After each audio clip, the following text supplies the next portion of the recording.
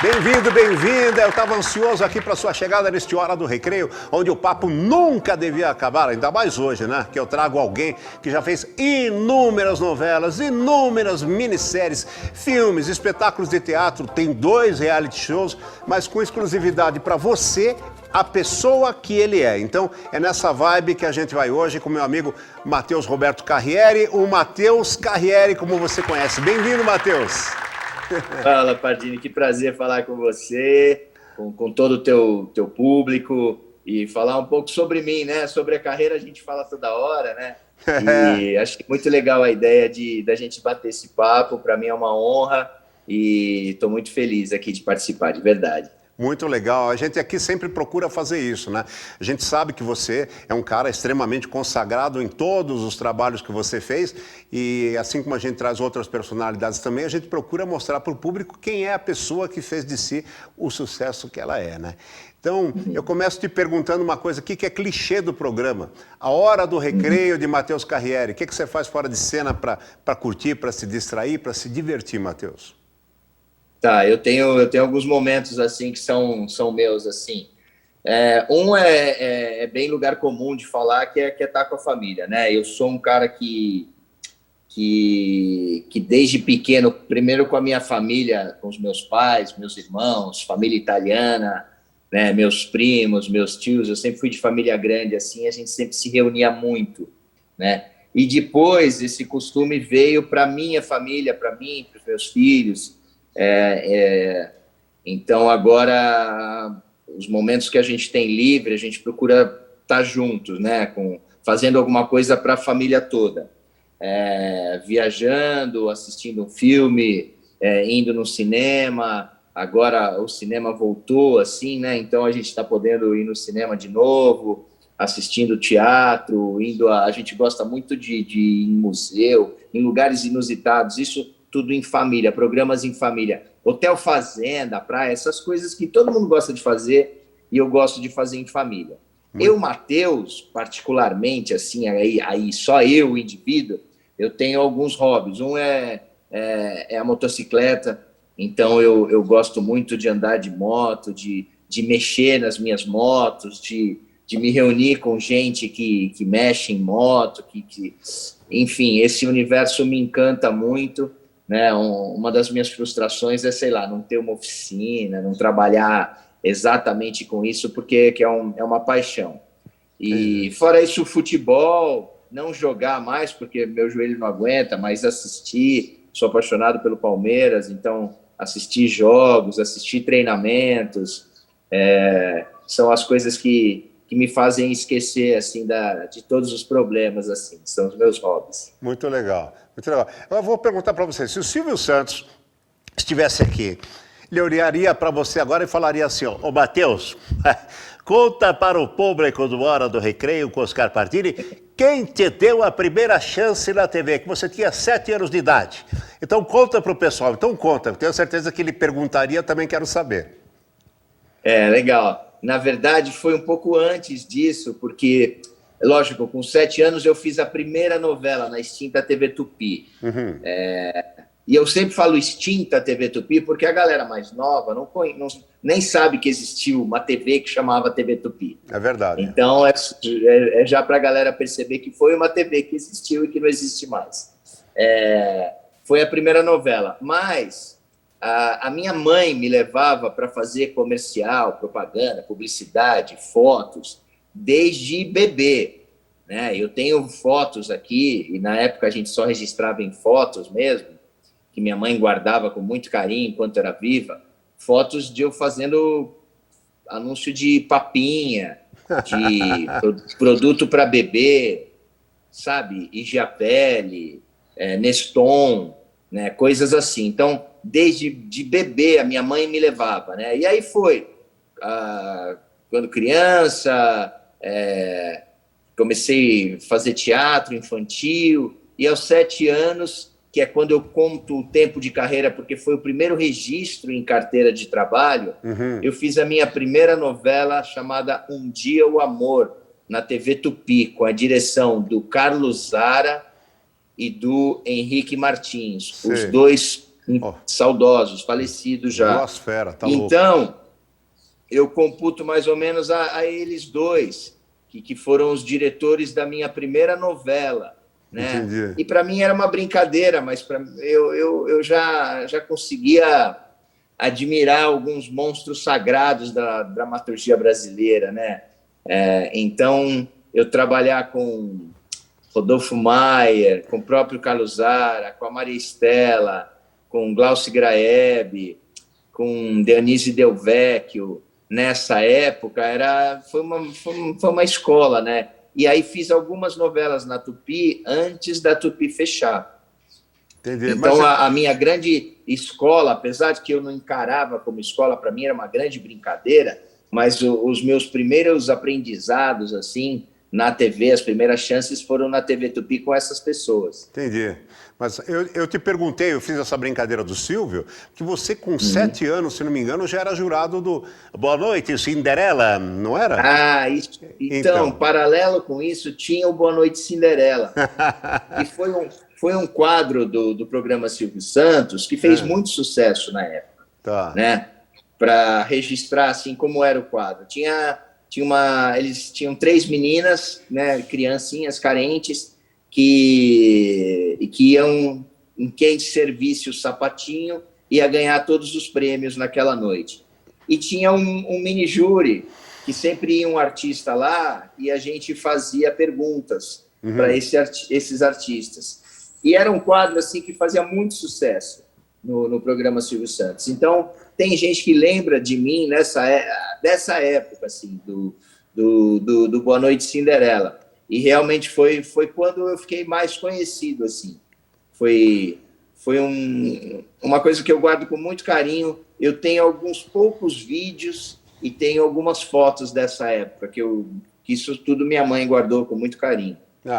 Tá bom, você ainda tá com um cara de 7 anos, rapaz, vai, fica tranquilo aí. Quem dera. E um ator ou uma atriz, assim, com esse tempo todo de carreira que você tem, mas que você não tinha tido a chance ainda de contracenar e que você ainda sonha em contracenar com esse ator ou essa atriz, tem alguém? Fagundes. Antônio Fagundes. Eu conheço o Fagundes, fui ver várias peças dele, já fizemos novelas concomitantes, né? Tipo, eu fazia a novela das 6, ele fazia a novela das 9, das 8 na época, e na época não tinha o Projac, era tudo no mesmo corredor, então a gente se cruzava, tomava um café, conversava, mas eu nunca tive o prazer de trabalhar com o Fagundes, nem no teatro. Então, era uma das pessoas que eu gostaria de trabalhar. Muito legal. Agora, pergunta de internauta, tá? Porque aqui a gente faz uma rodada meio digital também. Ricardo Belo é de Belo Horizonte, Minas Gerais. Ele está perguntando se você não tem vontade de escrever um livro ou fazer um espetáculo de teatro contando a sua história. Então, já teve uma pessoa que me procurou para escrever a minha biografia. Eu não sei, eu escrever também. A gente tem muita história, né? Você também trabalha com isso. Você sabe que a gente tem muita história de bastidor, assim, mas eu não sei se é humildade demais. Eu não sei se isso seria interessante para alguém ler. Não acho que, por enquanto, pode ser que daqui a uns anos eu tenha essa vontade mais amadurecida, assim. E tanto como escrever um livro, como fazer uma peça autobiográfica, assim, contando. Alguns atores fizeram isso, né? Tipo um stand-up, né? Contando as passagens engraçadas da carreira. Isso é legal, é gostoso, mas eu ainda não tive essa motivação. Já me falaram, mas ainda, sei lá, acho que eu preciso de alguns anos a mais, assim, para amadurecer essa ideia. Tá, ó, outra internauta para você, a Ana Cláudia agora, tá? Ela não colocou a cidade nem o estado dela. Falou que ela é muito sua fã, acompanha muito o seu trabalho e ela tá perguntando, pô, Chiquititas, velho, como é que foi a sua seleção para entrar em Chiquititas? Olha, uma coisa muito louca, assim, né? Foi a primeira vez que eu fui escolhido dessa maneira, assim, Chiquititas. Eu vou contar a história. E aí vou dar nome aos dois, porque aí vão os agradecimentos, né? A Margot Caruso, que é uma grande amiga minha hoje, ela era empresária da Flávia Monteiro que fazia a novela. Uhum. E a novela começou, e logo depois de 2, eu acho que 3 meses de novela, o meu personagem entraria. Ah. E aí a Margot, uma noite, me liga. Eu estava em São Paulo, na minha casa, já de pijama, assim, me preparando para dormir. E a Margot me liga e fala: Matheus, eu estou jantando aqui em tal lugar, eu não lembro qual era o restaurante, acho que era o Quatrino. Eu estou jantando aqui no Quatrino com Eduardo Folk, que é um bambambam lá da Telefé, da Argentina, a TV que a gente gravava. E ele quer te conhecer, eu falei de você, eles precisam de um personagem assim, assado, tal. Ele quer te conhecer, você pode vir para cá agora?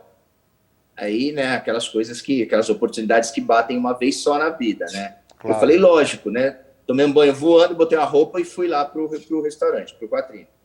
Tava lá a Margot com o Eduardo Folk, que até é torcedor fanático do River Plate. Depois fui para a Argentina até assistir Palmeiras e River junto com ele. E aí a gente conversou, parece que ele gostou de mim. Uma semana depois me chamaram, né, para ir fazer o personagem Miguel da novela Chiquititas. Então a minha entrada nas Chiquititas não foi via SBT, foi via Telefé, né, por influência da Margot Caruso, que era na época a empresária da Flavinha Monteiro. Foi essa história e eu fiquei muito, e eu até hoje sou muito agradecido a Margot por ter lembrado de mim. Depois ela virou minha empresária também, né? Mas foi ela a responsável por me indicar diretamente para a direção da Telefé. E aí eu fui para a Argentina 20 dias depois e morei lá 2 anos. Muito legal ter tocado nesse assunto. Foi feliz a Cláudia nessa pergunta, com certeza é uma curiosidade para todo mundo aí. Agora, Matheus, curiosidade minha agora, se você fizesse da sua vida um espetáculo de teatro, que nome que esse espetáculo teria? Sei lá, Montanha-russa, ou roda gigante, alguma coisa assim. Isso eu acostumei bem cedo, assim. Por quê? Né? Porque a minha vida nunca foi muito estável, né? E eu acho que a vida de ator nenhum é assim, né? Não Mas é assim, mesmo. e eu acostumei muito cedo com os altos e baixos, né?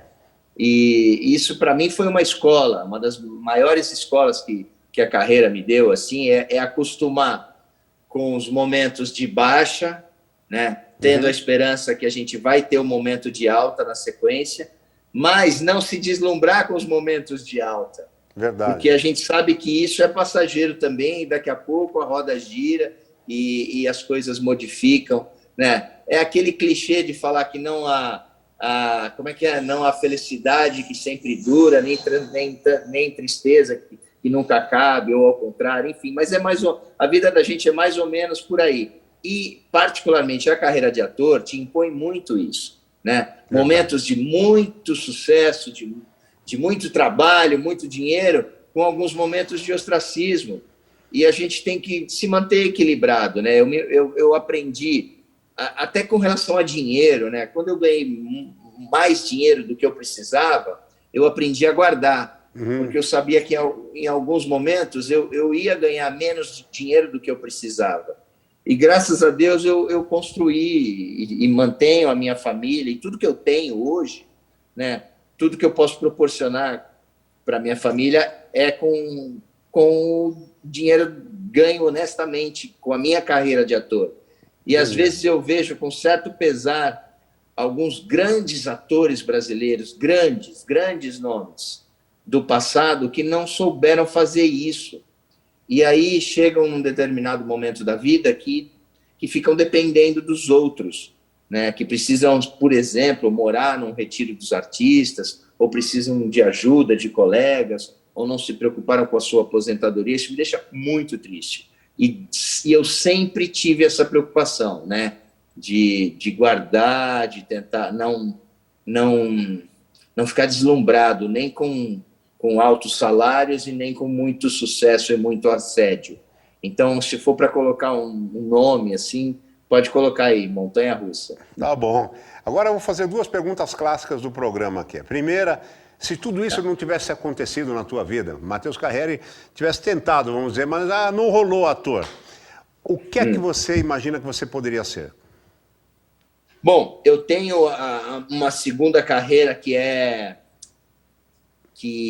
às vezes de plano B virou plano A em algumas vezes, né? Eu sempre gostei muito de esporte, né? E por causa disso resolvi fazer a faculdade de educação física, me formei e sempre encarei com muita seriedade, apesar do preconceito que ainda se tem com essa carreira, hoje em dia menos, mas quando eu fiz a faculdade de educação física, o pessoal da família às vezes torceu um pouco o nariz, um tio ou outro falou, pô, por que você não faz direito, por que você não faz administração, por que você não faz...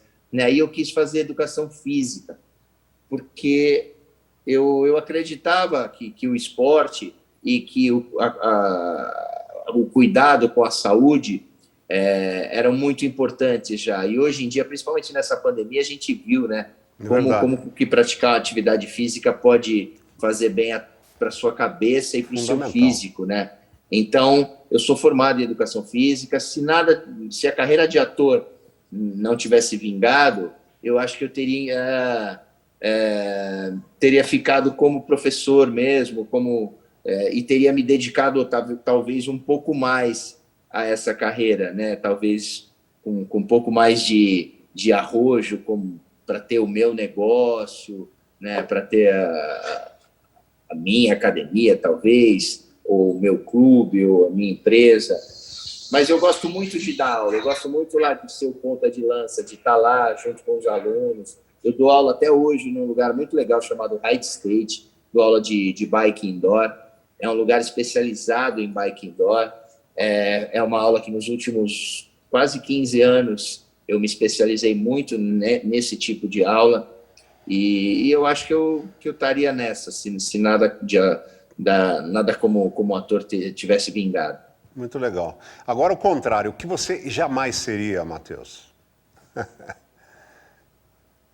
Olha, eu não me vejo trabalhando num escritório, essa parte corporativa, das 9 às 6, dentro de um lugar fechado, com algum trabalho muito burocrático, né? Essa parte, trabalhar com finanças, eu vejo assim... Bom, minha família inteira trabalhou nessa área, né? E hoje em dia a minha futura esposa, a Dai, trabalha nessa área, né? E eu vejo como ela é difícil a cobrança em cima das pessoas que trabalham nessa área e não sei se eu me adaptaria a essa rotina de estar num escritório, de ter essa cobrança por números, por metas, né? Então, acho que eu não me adaptaria nesse mercado.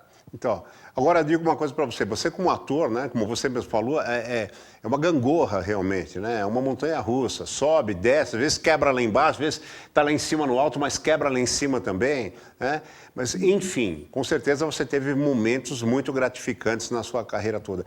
Que momentos, se você pudesse reviver, você traria de volta, Matheus? Tem alguns. Olha, noites de estreia de peça, eu guardo com muito carinho.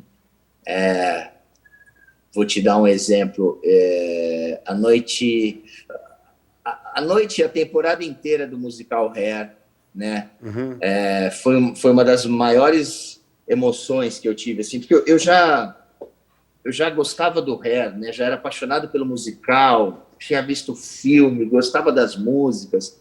E quando o Jorge Fernando me convidou para fazer os testes lá para o Hair, eu falava, meu Deus, olha que abençoado, né? E eu fiz o teste, passei. Isso foi lá por 91, 92, acho que por aí, na década de 90.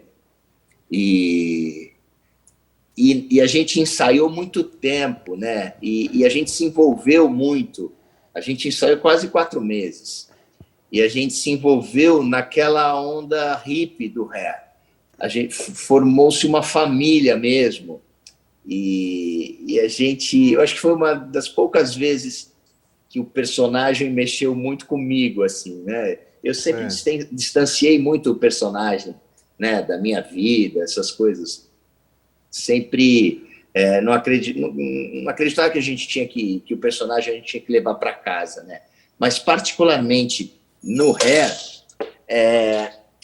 foi até pelo tempo de ensaio e tudo que envolvia a qualidade das pessoas que faziam o trabalho, o coreógrafo, o maestro, o Jorge Fernando, né? Os outros atores, o elenco, o Altair Lima e a sua família toda com a sua produção. Eu acho que foi um momento emocionante. O dia da estreia, a noite da estreia, o lugar que eles pegaram uma fábrica, um galpão abandonado na Barra Funda, montaram um palco gigantesco, montaram a plateia, tipo estádio de futebol, uma coisa até meio rústica, mas que tinha tudo a ver com o Hair. Então, eu lembro da noite de estreia, as pessoas entrando embaixo da arquibancada. Nossa, e a gente já lá de personagem, entregando flores, abraçando, beijando todo mundo que entrava para assistir a peça. E aí depois o espetáculo começava já com a música Aquários. Era emocionante. Eu gostaria muito de... É uma das coisas que eu gostaria muito de reviver, assim, porque foi uma das maiores emoções da minha vida. E a temporada toda foi nessa pegada, assim, noites emocionantes fazendo o musical Hair. Hair foi um clássico, né? O Hair é uma obra eterna. Ainda, agora falando de vida e profissão ainda. Matheus, você acha que nós somos obras do destino ou nós fazemos do destino uma obra nossa? O que você pensa? Olha, isso é uma discussão filosófica para horas, né? É complexo. Eu acho que acho que tem as duas coisas, tem um pouco das duas coisas. Eu acho que e cada vez mais, eu acho que para me manter equilibrado, eu procuro pensar muito nisso, né? Ontem mesmo, que engraçado você me perguntar isso, né, Pardini? Porque ontem mesmo eu fiz um post falando que se você tem um problema, mas que você não tem condição de resolver, então você não tem mais esse problema. Você tem que aceitar e seguir em frente. Então, é mais ou menos isso, assim, se tem coisas que fogem do nosso controle. E se fogem do nosso controle, se não está na nossa mão resolver ou controlar, é mais fácil você relaxar, se entregar e aceitar. Tanto se for uma coisa boa ou se for uma coisa ruim. E aí, a partir daí, viver com aquela situação. Entendi. E outras coisas você, né, tem que se posicionar e atuar e reivindicar e tentar fazer o seu melhor. Okay. Mas, às vezes, porque isso tudo, na minha juventude, alguns anos atrás, eu tinha necessidade de ter o controle de tudo. Mas aí você descobre que não está tudo na nossa mão. Muitas coisas fogem ao nosso controle, né? Então, a gente precisa também saber aceitar essas coisas. E a partir do momento que você aceita essas coisas, você começa a viver um pouco melhor, eu acho. Um pouco mais relaxado, um pouco menos ansioso. E lidar com frustrações e sucessos de um jeito mais equilibrado. Então, acho que é por aí. Entendi. Agora, outra pergunta de internauta para você. O Joaquim Luiz de Jesus, ele é do Rio de Janeiro, cidade do Rio, estado do Rio. Ele está perguntando se você se espelhou em alguém no começo da sua carreira. Você começou pequeno, você falou que tinha de 6 para 7 anos. Você se inspirou em alguém? Eu admirava muito aquelas pessoas que eu convivi logo no começo da minha carreira, assim, né? As primeiras novelas na TV Tupi. Então, eu lembro que tinha um casal, para mim, que era o casal, como Tarcísio e Glória eram da Globo, Regina Duarte e Cláudio Marzo, na Tupi, o grande casal assim era o Carlos Zara e a Eva Vilma. Então foram duas pessoas assim que eu adorava, assim, né? Eu olhava para eles, eu contracenava com eles, o Zara me dirigia, eu ficava, nossa, eu quero ser que nem eles, cara. E tive a honra depois de trabalhar com a Vivinha na Globo também, ela fazendo a minha mãe. Na Tupi, eu fazia uma criança na novela Direito de Nascer. Eu fazia uma das crianças do orfanato e ela era a Sora Helena, né, que cuidava dessas crianças. Então, eu tive a honra, assim. Então, se for para colocar duas pessoas, assim, o casal Zara e Vivinha, Carlos Zara e Eva Vilma, né, eram pessoas que eu me espelhava muito, assim, quando eu era criança e sempre lembrava deles. Durante a minha carreira toda, lembrava deles. Muito legal. Outra internauta, agora a Érica Castro, ela é de São Paulo. Ela falou que te viu pela primeira vez assim no palco, no espetáculo Coisa Boa Pra Você. E ela está perguntando assim, o que mais você amou e o que menos você gostou na sua experiência na Fazenda? Na Fazenda? Bom, primeiro, essa referência do Coisa Boa Pra Você é maravilhosa, porque era um espetáculo. Na época eu fazia a escolinha da Band, né? Que o Sidney Magal era o professor, eu fazia o personagem Raul Pitbull.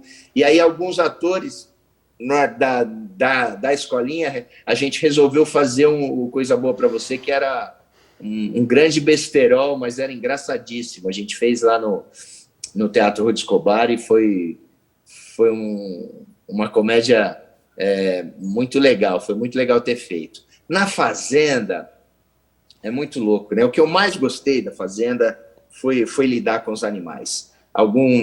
Coisas que eu nunca tive oportunidade de fazer mesmo, né? Cuidar da ordenha de uma vaca, por exemplo, e eu fiz lá a vaca quase 3 semanas, mas fazer tudo, sabe? Limpar o curral, alimentar a vaca, botar o cabresto, prender, amarrar a perna, separar o bezerro que está mamando, e o bezerro lá virou um touro, né? Porque ele começou a crescer, era difícil tirar ele das tetas da vaca quando ele estava mamando. Depois pegar o leite, ferver, fazer o trabalho todo. Não é você vai num hotel fazenda, vem aqui tirar leite da vaca. Você dá 2 apertadinhas na teta da vaca e achou que fez o trabalho. Não, é fazer tudo, né? Carregar 5 sacos de bosta, sabe? Você tem que limpar lá o pasto, né? Fazer a coisa toda. Então, o que eu mais gostei foi isso, lidar com os animais, com as vacas, as ovelhas, as mini cabras, as galinhas, as aves, que eu nunca tinha tido muito contato, né? Então, foram experiências muito legais. E o pior, eu nem computo a convivência, eu computo não saber o que está acontecendo aqui fora. Principalmente para mim, assim. Talvez os meninos mais jovens, solteiros, sem muita, né, responsabilidade aqui fora, talvez para eles seja mais fácil. Eu ficava muito preocupado aqui fora com os meus filhos, com a minha família, ainda mais no momento de pandemia. Né? Realmente então, é complicado ficar isolado. O pior para mim era não saber, né, não ter ideia do que estava acontecendo aqui fora, principalmente para minha família, com os meus filhos. Eu já volto com o Matheus Carriere, que agora é um momento reservado para a gente bater um papo sobre a sua qualidade de vida. E vida sem saúde e sem lazer é vida sem prazer, concorda comigo? Por isso, a Sanfras Turismo é a sua melhor companhia para viagens em todos os destinos, hein? Nacionais, internacionais, porque a Sanfras Turismo preserva a sua saúde, o seu prazer de viajar, as melhores opções, os melhores preços e muito respeito a você. Tudo está na Sanfras Turismo. Anotou aí? @Sanfras Turismo. Pensou o custo-benefício? Pensou Sanfras Turismo. E por que não ver a sua empresa, o seu produto, a sua marca, o seu serviço também aqui no Hora do Recreio? Pardinho, mas como é que eu faço? Você pega esse WhatsApp que está aqui embaixo e faz o contato com a nossa produção. 11 998 305 005. Você vai ver que você chega muito mais longe do que pensa, por um preço muito inferior do que imagina, tá legal? Agora, uma curiosidade minha.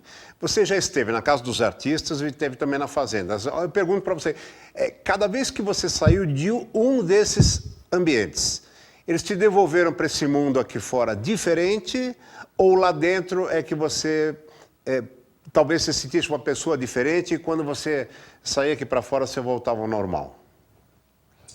Na Casa dos Artistas, os ensinamentos que eu levei da Casa dos Artistas, eu só consegui realizar eles na minha cabeça muitos anos depois. Então, na Casa dos Artistas, eu não tive essa percepção do que era aquilo mesmo, né? Então, eu queria só que acabasse, porque achava muito chato ficar lá dentro. Então, não posso dizer que eu saí de lá diferente. É claro que anos depois, alguns ensinamentos do que aconteceu lá, eu acabei realizando na minha cabeça, assim. Tá. Na Fazenda, já foi diferente. Eu já fui preparado para administrar as minhas emoções de um jeito melhor, né? Então, foi meio que um teste de autocontrole. Eu sabia que eu não podia me descontrolar lá de maneira nenhuma. Principalmente quando eu entrei, eu tinha uma intuição que eu seria uma das pessoas mais velhas, e no primeiro dia eu tive essa certeza que eu era mais velho, e não só isso, eu era o muito mais velho. Tá. Né? Então, mais um motivo para eu me testar e saber que eu tinha que ter um autocontrole muito grande lá. Que eu não podia ter nenhum momento de nervoso extremo, não podia dar um piti, não podia chutar o pau da barraca, porque sabia o quanto aquilo podia me afetar depois, o quanto podia ser imperdoável para mim, né? Alguma atitude negativa. Então, lá foi um exercício e eu fiquei feliz com o resultado. Tá. Fiquei orgulhoso de mim mesmo, né? Claro que não fui perfeito, ninguém durante 4 meses, 24 horas por dia, mas diante de uma situação de tanto estresse, né, eu acho que eu consegui perceber que a gente pode, sim, ter esse autocontrole na vida, né? Tá. No trânsito, dentro de casa, no seu trabalho, né? Eu percebi que a gente consegue, e eu consigo, né? E eu acho que eu saí de lá uma pessoa um pouco mais equilibrado emocionalmente, assim, Muito sabendo os gatilhos que eu tenho que tomar cuidado, os gatilhos que me tiram do sério e aqueles gatilhos que me levam para o equilíbrio. Entendi. Então, a Fazenda serviu muito para isso. Olha, você falou agora em autocontrole, você falou agora em equilíbrio. Isso me suscita, né, você ser um cara bem introspectivo hoje, que olha para as situações e pondera, que absorve, um cara mais analítico do que imediatista, impulsivo. É assim mesmo, Matheus? Exatamente assim. Eu ouço muito mais do que eu falo, Giniano. Claro, agora eu estou falando com você, porque você está me fazendo perguntas e eu sou falante, eu sou verborrágico, assim, eu gosto de falar, gosto de conversar. Tá. Porém, eu, em algumas situações, e às vezes a minha noiva me fala, nossa, mas você fica muito quieto. Eu aprendi o prazer de ouvir também, né? Então, se fosse numa outra situação, eu ia ter o prazer de ouvir as tuas histórias também, né? Mas eu acho que no teu programa agora, a Hora do Recreio, as pessoas querem saber do convidado, né? Mas eu adoraria saber também, ia ficar horas ouvindo as tuas histórias. Então, eu acho que hoje em dia eu adquiri o prazer de ouvir e aí analisar, porque às vezes eu sinto muito em outras pessoas que as pessoas só querem falar. E a rede social hoje te impõe muito isso. É verdade, né? E não tem como correr, não dá para você estar fora dessa coisa toda, né? Então, mas hoje em dia, sim, eu respiro, eu escuto. Antes de dar a minha opinião, eu pondero para ver se aquela opinião vai fazer bem para alguém, que não só para o meu ego, né? Que às vezes a pessoa dá opinião só para dizer para parecer um pouco superior àquela situação, né? ou inteirado, apontar um né? dedo. Então, eu faço exercício sempre de me colocar na posição do outro, de imaginar se eu gostaria de estar ouvindo aquilo daquele jeito, né? Aprendi muito a moderar o tom, né? De tentar falar, se for falar alguma coisa desagradável, se for muito necessário falar alguma coisa desagradável, que seja com um tom mais baixo, com um tom mais carinhoso, né? Sem aquele ímpeto, não, só porque eu tenho razão eu posso botar os dois pés no peito e falar do jeito que eu quiser. Não é assim. É, né? muito bom. Só que isso vem com a idade, né, Pardini? Vem com a experiência de vida, né? Vem com os tombos que a vida dá na gente. Então, hoje em dia, claro que eu não acerto sempre, mas eu procuro, sim, respirar, ponderar, ouvir os dois lados. Hoje em dia, na internet, principalmente, nossa, outra coisa que eu estava conversando com a minha noiva esses dias sobre isso, porque a gente vê algumas notícias e a gente já toma um partido sem ouvir o outro lado, né? E às vezes, para você formar uma opinião um pouco mais coerente, você tem que ouvir todos os lados, todas as vertentes da coisa, tudo e aí isso pode modificar muito a tua opinião. Então, se você vai na impulsividade e já crucifica um dos lados, você não deu a oportunidade de você conhecer o outro. Isso te induz muito ao erro. Então, é um pouco por aí. Muito bom. Bom, eu noto, então, assim, você é um cara dualista, né? Você pondera o teu lado, o outro, e se eu disser isso, o que a pessoa deve falar, e se ela falar, que reação vai provocar em mim. Então, assim, esse teu mundo de avaliar os dois lados, esse teu aprendizado da vida ao seu redor, que valores você leva da família para o palco hoje e o contrário, que você aprende nos palcos e leva para casa? Existe essa relação? Existe muito, assim. Porque, pelo menos para mim, não dá para separar, assim. Eu principalmente no teatro, eu envolvo muito a minha família no que eu estou fazendo, e eu sei desse envolvimento, eu sei que eles se envolvem, e também com os elencos e as pessoas que eu trabalho, eu também exerço esse papel, muitas vezes, da pessoa um pouco mais velha, que tenta trazer um pouco de harmonia para aquele ambiente. Né? Então, os meus elencos eu gosto quando viram família, quando a gente se preocupa um com o outro, quando tem algo a mais do que simplesmente ir lá trabalhar e voltar para sua casa. Eu gosto desse envolvimento, gosto dessa interatividade e prefiro quando eu sinto que a gente conseguiu transformar isso. E ainda no teatro tem o público, que eu acho que é o grande barato e que a gente deve um respeito muito grande, né?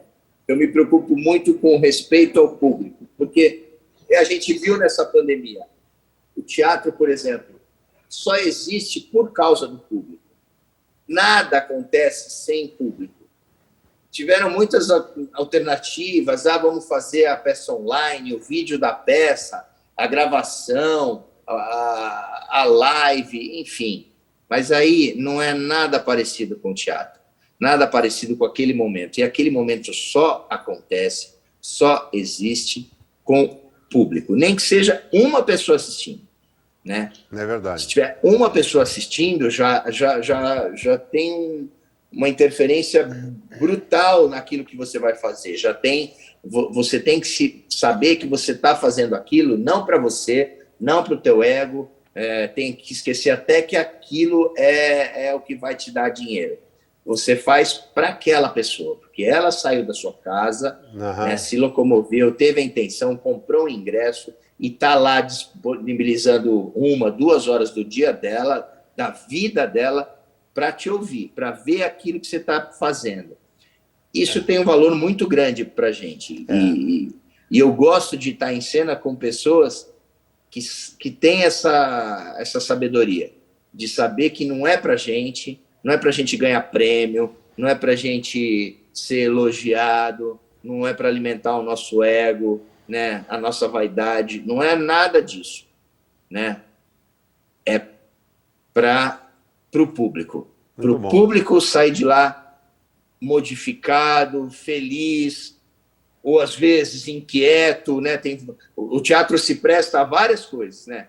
Eu saí de lá mais relaxado, né? Saí de lá mais feliz, saí de lá com ideias, né? Saí de lá com vontade de fazer coisas, né? Então, é só para o público. Então, eu gosto muito dessa interação que a gente tem no teatro. Muito legal. Bom, então, assim, por tudo que você falou, imagino que você concorde que família e trabalho nos colocam no epicentro do autoconhecimento, né? Eu penso assim, porque são as duas variáveis de maior peso, no meio das quais a gente tem que se equilibrar e evoluir a partir daí, não é? Exatamente. E a gente não dá para esquecer nem um lado nem um outro, né?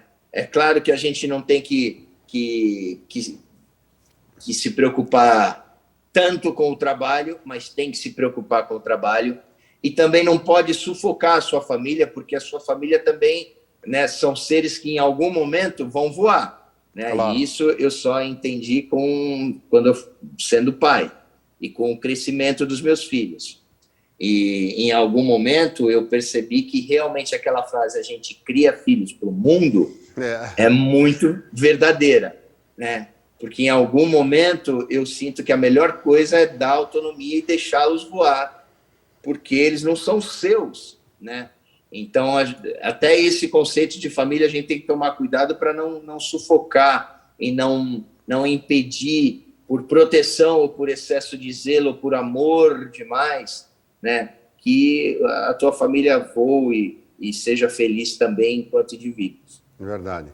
Agora, dentro desse ponto de vista, Matheus, já teve algum momento em especial na sua família, assim, de muita intensidade, seja por alegria, por drama, por aprendizado, que você tenha pensado, pô, preciso levar isso para o palco, preciso dividir essa lição, preciso compartilhar isso. Já rolou isso com você? Em histórias praticamente assim, não, assim, nada que eu me lembre assim, mas tem todo um contexto, né, que eu acho que faz de um ator, as suas experiências próprias, as suas vivências vão interferir no seu nível de atuação, né?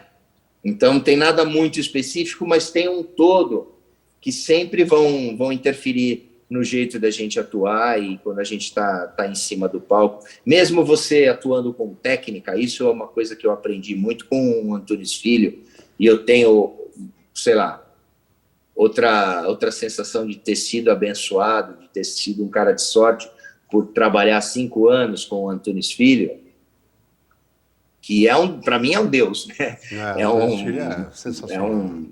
É um papa, né? Foi um cara que um brasileiro, né? Que se fosse inglês seria reconhecido como Shakespeare, né? Um cara impressionante. Eu tive a sorte de trabalhar com ele 5 anos.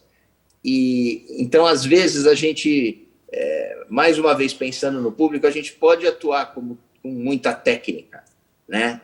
E então você não precisa fazer uma cena de choro e sair de lá triste, né?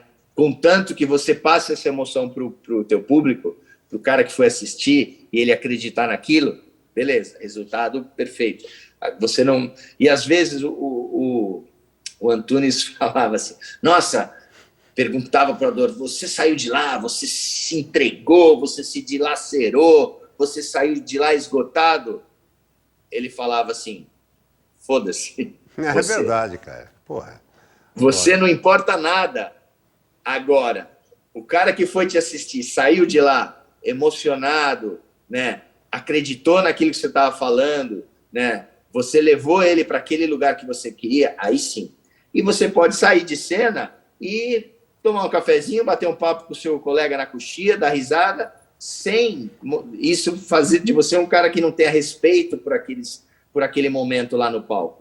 Então, você pode usar a técnica do ator em favor, né, desse momento, sem que você precise tirar de dentro de você, né, algum fantasma muito grande, né? Mas é lógico que, num contexto geral, a gente sempre empresta alguma coisa da nossa vida para o personagem e o personagem, de alguma maneira, mesmo que sutil, empresta alguma coisa para a gente. Isso aí.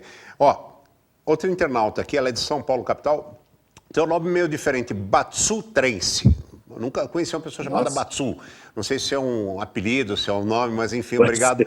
obrigado pela participação, Batsu. Batsu Trense, ela está perguntando se você é do bairro da Moca, em São Paulo. Você tem um Sou da sotaque Moca. bem rebuscado, bem para italiano mesmo.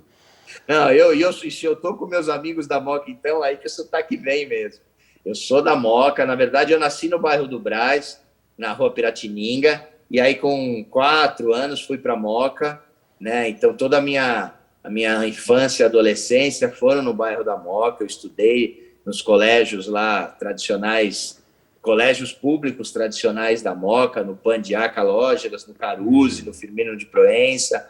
Frequentei muito o Juventus, frequento até hoje, quando posso, bem menos agora. A casa que a gente morava ainda, meu irmão ainda mora lá, no bairro da Moca. Então, sou da Moca, Belo. Ecco, Do va bene. Principado da Moca. Principado da Moca. A Marlene, a Ariane Sintra, ela é de Porto Alegre, Rio Grande do Sul, ela pergunta algo que, de certa forma, você respondeu parecido, mas não foi exatamente isso. Porque ela está perguntando se tem algum papel na sua carreira, não um momento que você gostaria de trazer de volta. É isso que você respondeu. Mas ela pergunta se tem algum papel na sua carreira que você gostaria de reviver e por quê? O Miguel das Chiquititas, eu gostaria de reviver um momento assim, porque fazer sucesso, fazer uma novela para criança é muito legal. E do jeito que foi, você acaba mexendo com uma geração, né? Então, as pessoas que têm 30 e poucos anos hoje, foram as crianças que assistiram Chiquititas, que que guardam esse carinho a vida inteira com a gente, né? Então, os nossos heróis da infância, a gente leva para a vida. A gente perdeu há pouco tempo atrás Paulo José. Paulo José foi um dos meus primeiros heróis, porque eu era louco pela Shazam e Xerife, né? Eu ficava louco com eles dois na camicleta. Foram os meus 2 primeiros heróis. Então, você fazer sucesso com criança é muito legal. E se for um sucesso grande, como foi Chiquititas, você mexe com uma geração, né? E eles vão crescer, mas vão lembrar de você a vida inteira. Isso é muito legal. Verdade. Matheus, agora, existe algo assim muito especial, um grande sonho, um lugar na sua história, né, que você não quer deixar de ocupar antes de partir? Algo muito especial para realizar ainda? Olha, uma das coisas que eu sempre falo assim é a continuidade. Eu busco isso, eu busco estar sempre trabalhando, estar sempre fazendo algo. Às vezes não precisa nem ser tão grandioso assim, sabe? Alguma coisa muito mirabolante, mas ter sempre oportunidades de trabalho, Tá. né? Estar sempre sendo chamado, ou sempre sendo lembrado, ou sempre atuando, ou sempre em algum projeto novo, em alguma coisa nova. A continuidade, eu busco isso. Então, o meu grande sonho é estar sempre trabalhando. É isso. Muito legal. Deixa eu perguntar uma coisa aqui. Quem que você acha que é o Matheus Carriere que a vida moldou até aqui? Como é que você se definiria hoje? Olha, é louco, né? Porque a gente chega numa certa idade e começa a pensar muito sobre isso, né? Porque você começa a fazer um pouco a conta inversa. Quantos anos ainda me restam? Com quantos anos de produtividade ainda me restam, né? E aí você começa a fazer esse apanhado de quem você é, do que você se tornou, né? Então, eu acho que eu tenho muito a evoluir ainda. Tá. Né? Eu tenho uma montanha a ser escalada ainda, que é na coisa do lidar e de tentar fazer com que eu carregue todo mundo para um lugar que eu queira ir. Não ir sozinho, né? Eu não quero me dar bem sozinho, eu não quero fazer, sabe? Eu cada vez mais, eu não quero a coisa só para mim. Né? Eu quero a coisa para todo mundo. Primeiro para o meu micro, né? minha família, meus filhos, principalmente, depois para os meus amigos, depois a sociedade em si, fazer algo relevante que seja bom para todo mundo, né? E no teatro eu sinto que a gente tem esse poder, né, de fazer, fazendo, por exemplo, O Vendedor de Sonhos, do Augusto Cury. A gente fala sobre essas coisas, sobre coisas tão importantes, e aí eu me sinto muito importante, né, nesse momento de, não tenho nem a pretensão de falar pós-pandemia, mas que a coisa está relaxando um pouco e que a gente vai viver de um jeito diferente e que a gente viu o quanto a cabeça sã é importante, né? E os problemas psicossomáticos, né? As doenças da cabeça, como depressão, ansiedade, síndrome do pânico, tentativa de suicídio, né? A pessoa desistir da própria vida, quanto é importante para a gente ter a saúde mental, não só a saúde física. Então, o Matheus é um cara que se preocupa mais com isso hoje em dia, né? E eu tento acertar. Eu erro muito ainda, mas eu sinto que eu tenho uma boa intenção. Eu sinto que quando eu não erro por ter uma má intenção, eu erro porque todo mundo erra e às vezes a gente toma atitudes que não seriam as melhores. Mas eu sinto que quando eu erro, eu percebo logo, isso já é ótimo, eu percebo muito rápido os meus erros e eu tento consertá-los muito rápido também. Então, é uma coisa que me deixa orgulhoso, né? Claro. Porque antigamente eu não era assim. Eu errava e foda-se. Eu vou dizer para você, vou dizer uma coisa para você. Eu acho que a gente não pode ter medo de errar. Costumo dizer duas coisas, né? Só perde gol quem chuta para fazer. Então, se perdendo é difícil, sem chutar você não vai fazer nunca. E só quebra na pista, sem chegar no GP, quem entra para ganhar. Né? Se você ficar na plateia, você não vai quebrar, você não vai para o boxe, você não vai para a caixa de brita, nada. Então, não pode ter medo de errar. O erro faz parte da correção do nosso caminho, né? Não posso acelerar aqui, tenho que entrar mais devagar ali, peraí, corri muito aqui, agora tenho que pausar. Não pode ter medo de errar.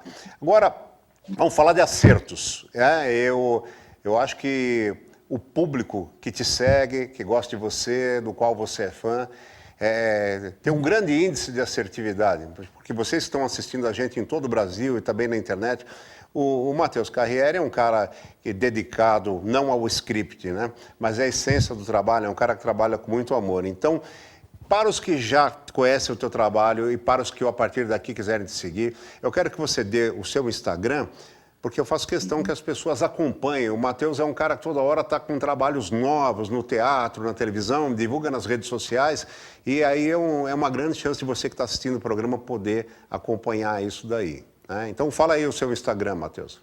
Legal. Meu Instagram é o @MatheusCarriere1. Não, Matheus Carriere Off, mudou. Off de oficial. Matheus Carriere Off, né? OF. E o Matheus sem H. E o Instagram é uma das ferramentas que a Fazenda me trouxe, né? Eu tinha 15 mil seguidores e passei para quase 2 milhões, né? E eu estou tentando fazer dessa ferramenta uma coisa legal para mim, mas uma coisa legal para todo mundo, colocando conteúdos legais, coisas positivas, falando daquilo que eu acho importante, né? Informando sobre a nossa trajetória no teatro, com o Vendedor de Sonhos começando a viajar novamente, em que cidade a gente vai estar, os horários, os teatros, né? Então, se você quiser saber mais de mim, ou das coisas que eu faço e dos valores que eu tenho, eu procuro ser bem verdadeiro, tento não fazer publicidade de produtos que eu não gosto, que eu não recomende de verdade, né? Tem essa responsabilidade, então se eu estiver falando de um produto lá é porque realmente eu gostei daquilo, né? E agora é uma ferramenta nova que eu ainda estou aprendendo, né? Ainda apanho um pouco Mas é fascinante, assim, né? E é uma exposição que a gente tem que se acostumar e tem que lidar da melhor forma possível, entendendo as pessoas que te adoram, gostam de você, e entendendo as pessoas que não gostam tanto e Mas estão peraí, lá para te uma pausinha aqui. te criticar. Vamos repetir o endereço do seu Instagram para a galera gravar. Fala aí. Arroba Matheus Carriere Off. Matheus Off. Carriere OF. OF, E o abreviação de Matheus lembra oficial. que não tem H. Boa. Matheus, agora fala o seguinte, você já me falou quem é o Matheus Carriere que a vida moldou até aqui. Vou perguntar uma coisa parecida, só que mais profunda, tá?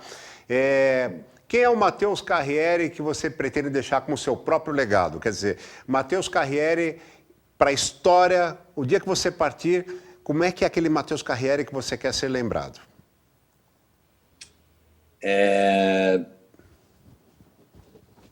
Para mim é muito importante ser querido, né? Uhum. Então, as pessoas gostarem de mim, para mim, sempre foi muito importante.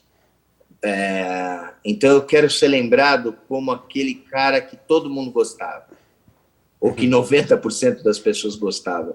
Você estava comigo naquele dia que a gente fez um ratinho, Uhum. e ele me falou uma coisa que para mim vale uma vida. Ele falou, Matheus, eu converso aqui com as pessoas do SBT, pessoal da produção, aqui, todo mundo quando eu falei que você vinha, todo mundo gosta de você, todo mundo acha você um cara boa praça, né? Esse tipo de comentário, para mim, vale uma vida, sabe? E eu ouço isso de algumas pessoas. Matheus, todo mundo gosta de você, você é um cara legal, você não tem crise com ninguém, você não trata ninguém mal, você trata... Isso é o que eu busco. Então, quando eu escuto alguma coisa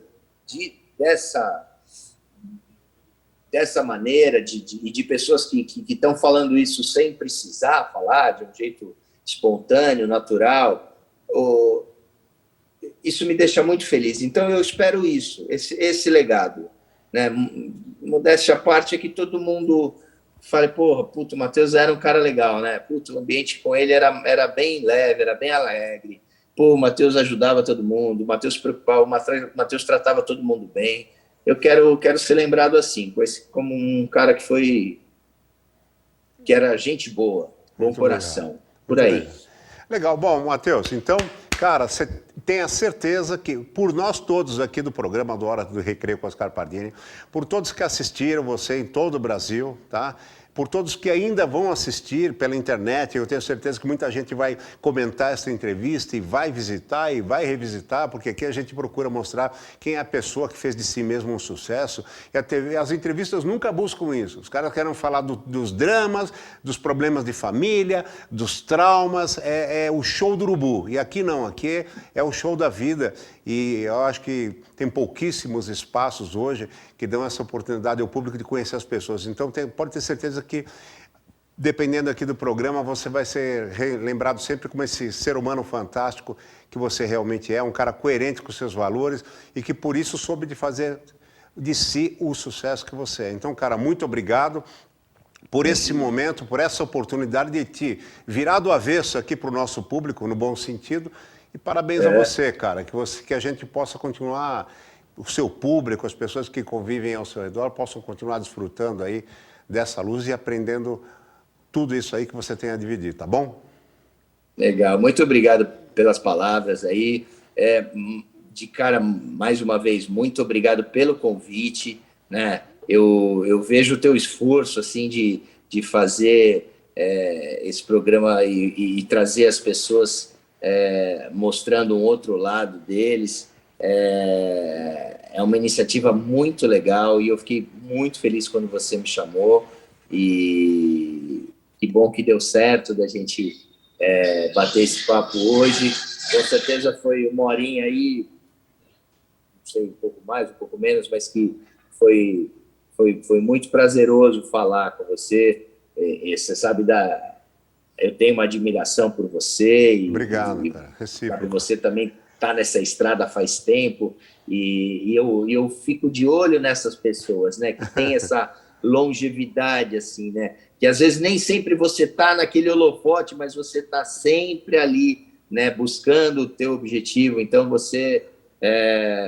tem sido um prazer esses últimos contatos. Você foi assistir minha peça, me deixou muito feliz, né? Eu adoro quando eu convido alguma pessoa assim, essa pessoa vai e, foi muito legal você estar na plateia do Vendedor de Sonhos e hoje bater esse papo, e eu estou à tua disposição para qualquer coisa que você precisar, conta comigo. Espero que a gente possa fazer outras coisas juntos ainda, se Deus quiser.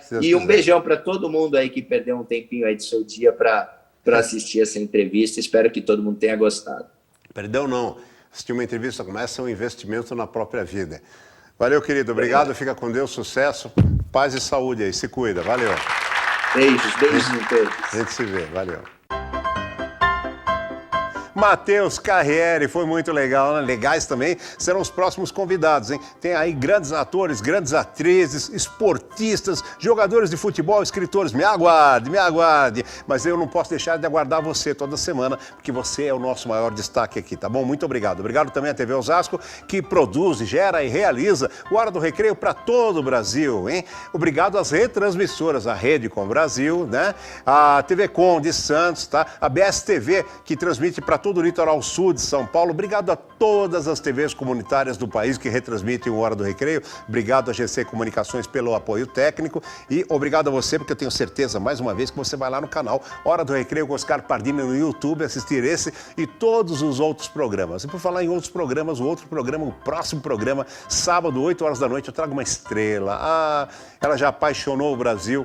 E vai apaixonar você também, você vai conhecer melhor Suzy Rego, nossa eterna paixão do teatro, do cinema, da publicidade, da televisão, de todos os lugares. Você vai se apaixonar pela pessoa dela que eu vou revelar aqui, sábado, 8 horas da noite. Então não perca, até lá e a gente se vê. Tchau.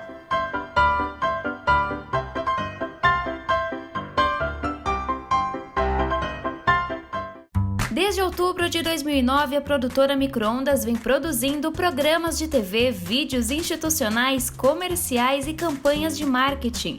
A produtora Microondas também tem entre suas atividades a produção de eventos e a locação de estúdios para produção audiovisual. Entre em contato conosco e veja como é possível realizar o sonho do seu projeto.